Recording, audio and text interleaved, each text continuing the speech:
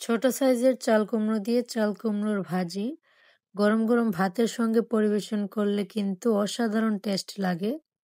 আর চাল কুমড়োর ভাজি রান্নাটা কিন্তু আগে মানুষ বেশি বেশি খেত। এখন কিন্তু এই রান্নাগুলো তেমন করা হয় না, কিন্তু হঠাৎ করে করলে কিন্তু আসলে অনেক ভালো লাগে। যেহেতু আজকে ছোট সাইজের চাল কুমড়া পেয়েছি, রান্নাটা করেই ফেলি।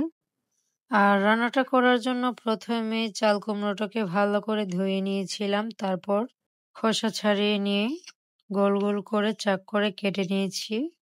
তারপর হলুদ আর লবণ দিয়ে মাখিয়ে কয়েকটা চাল কুমড়ো একসাথে কড়াইয়ের মধ্যে দিয়ে ভেজে নিচ্ছি।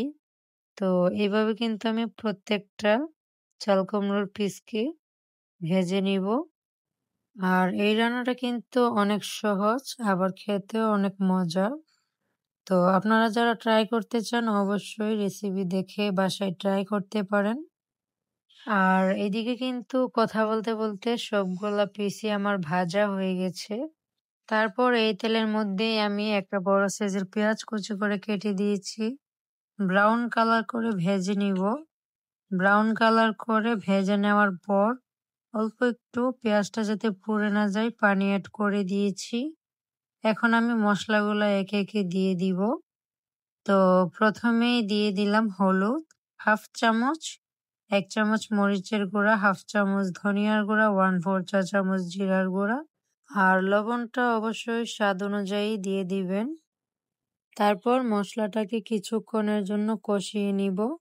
এখন আমি একে একে সবগুলা চাল কুমড়া দিয়ে স্প্যাচুলার সাহায্যে অ্যাডজাস্ট করে নিব।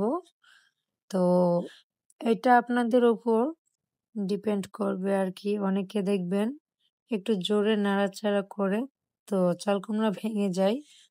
চাল কুমড়াগুলা কিন্তু ভেঙে গেলে একদমই দেখতে সুন্দর লাগবে না। এখন আমি নেড়েচেড়ে দেওয়ার পর ঢাকনা বন্ধ করে সেদ্ধ হওয়া আগ পর্যন্ত আর ঝোলটা শুকিয়ে আসা পর্যন্ত রান্না করব। আর সবশেষে কাঁচামরিচ আর ধনিয়া পাতাটা অ্যাড করার চেষ্টা করবেন। আমার হাজবেন্ডকে অনেকক্ষণ আগে কাঁচামরিচ আনতে পাঠিয়েছিলাম, তো উনি আনতে অনেকটা লেট করে ফেলেছে, যার জন্য আমি শেষে অ্যাড করে আপনাদেরকে দেখিয়ে দিলাম। আজকের মতো এই পর্যন্ত। সবাই ভালো থাকবেন। আল্লাহ হাফিজ।